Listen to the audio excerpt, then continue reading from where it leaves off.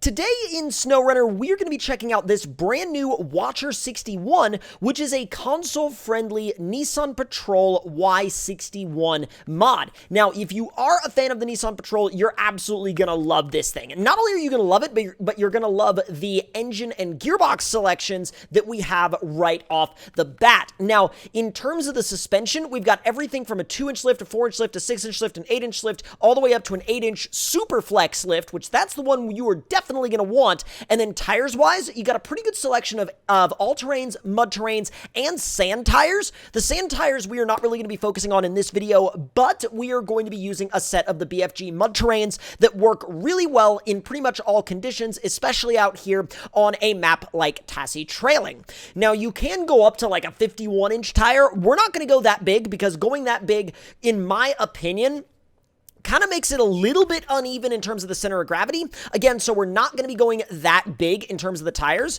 but we're going to stick with a really nice, really usable 42. Now, in the real world, obviously, a 42-inch tire is still enormous, and it looks enormous on this thing, but it doesn't look so enormous that it looks out of place.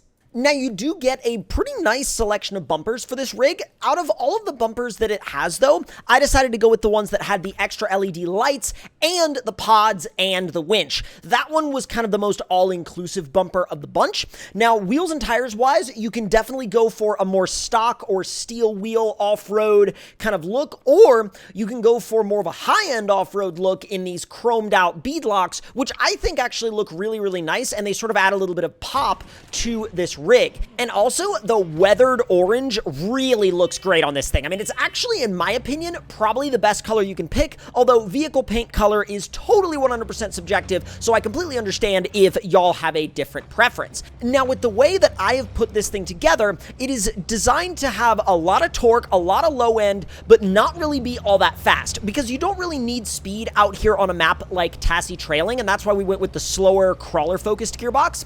And this speed that you're seeing right now is full beans, flat out. That is literally what you get. This is full throttle in automatic mode, and that's all this thing will give you, and that's pretty much all it needs. And so that's really, honestly, it's okay at the end of the day. Now, obviously, there are faster gearbox options if you would like more or if you need more, but on a map like this, once again, like I said, for cruising around on these trails, this is absolutely what you're going to want, at least in my opinion. Now, once we get down here on the beach, you can really see how well damped this particular 8-inch crawler kit suspension is set up. Now, like, dude, the damping on this is so well tuned. It floats over bumps, and it doesn't even, you know, drive over them. It doesn't like, oh, it's like comfortable or whatever. No, it literally floats. Like, watch the body of the vehicle and then watch the wheels and tires, and you'll see the suspension move and the body basically not move at all. Even on some of these larger rocks, look at that. The body barely moved, and it takes a pretty large freaking rock to make the body move. It didn't even move on that one. And so when you look at what this thing is able to handle suspension-wise, I mean, this is actually, not only is it realistically set up, but it's just set up really, really, really well, and you can tell that a lot of care and attention was paid to the way the suspension was set up and the way it was tuned for you. Now, as we get a little bit further on down the beach here, we are going to take it inland a little bit. We are going to take it on some trails, of course, but I do want to also touch on a couple of other aspects of this vehicle before we get there. Now, this mod is made by the same mod creator that did the Roamer 105, which has been out for a while, but recently absolutely exploded in popularity, particularly on consoles. And I believe at the time of filming this video, the Roamer 105 has like almost 700,000 total downloads. Now, granted, the Roamer 105 has been out for a really, really long time. It's been out like nearly a year now. However, it currently has like, you know, active subscribers. It's like 168, 170,000 active subscribers on the Roamer 105 right now. It's an extremely popular mod, and I think that that makes sense because with the recent rise in popularity of maps like Tassie Trailing and Outback Overlanding, these are the types of vehicles that you would see in the real-world scenarios in these parts of the world. You would see patrols, you would see Land Cruisers, really of all generations, all varieties, all different levels of modification.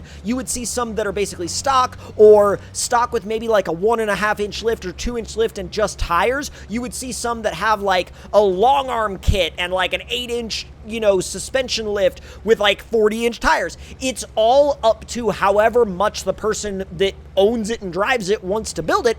But the point is, these are the vehicles that are used in the parts of the world that the most popular maps in SnowRunner right now are based upon, and so it genuinely makes sense that these are really near the top of the board for what most people in SnowRunner are using, or I shouldn't say most, but a large majority of people are using in SnowRunner right now.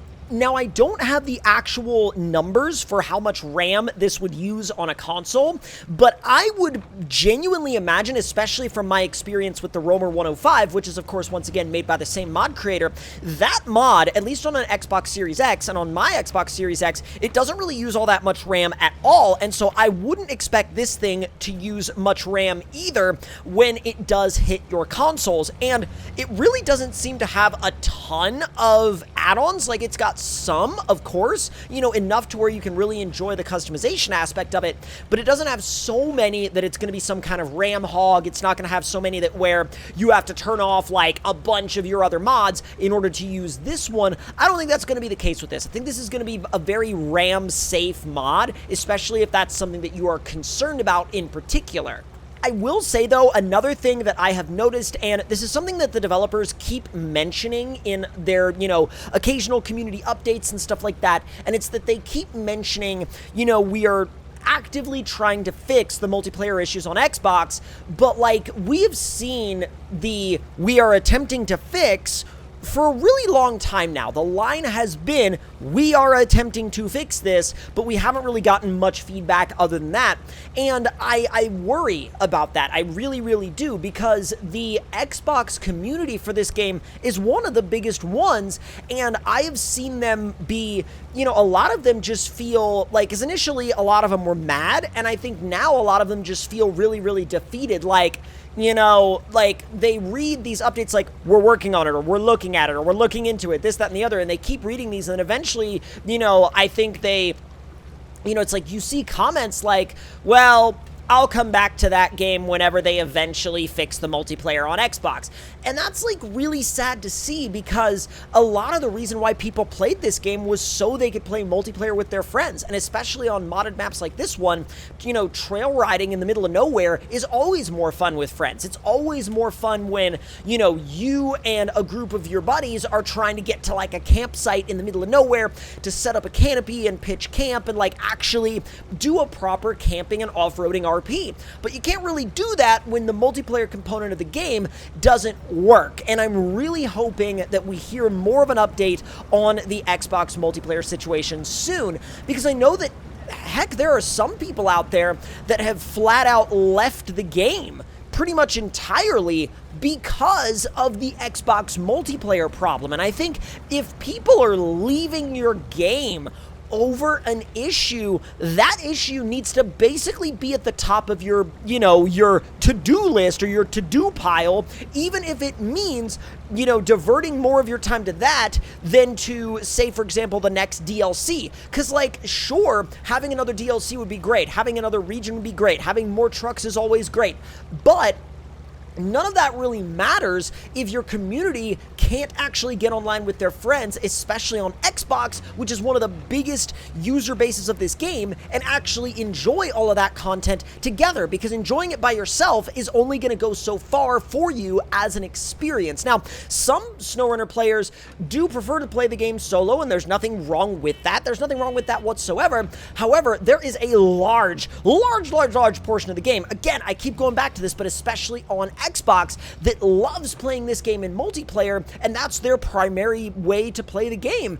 And again, none of the new content adds anything if people don't have the ability to enjoy it with their friends and to make actual legitimate in-game memories with it. And I know that this turned into a rant, and sometimes these topics just do, and you know what? It's one of those things, and I'm gonna I don't know where I was going with that. I was trying to, like, actually finish out a rant in some kind of dramatic way, but it didn't really go anywhere apart from the fact that I think the multiplayer issues on Xbox really need to freaking be addressed. So, with that out of the way, and with that said and done, and wrapping everything back around to this Patrol Y61 console-friendly mod, I love this thing.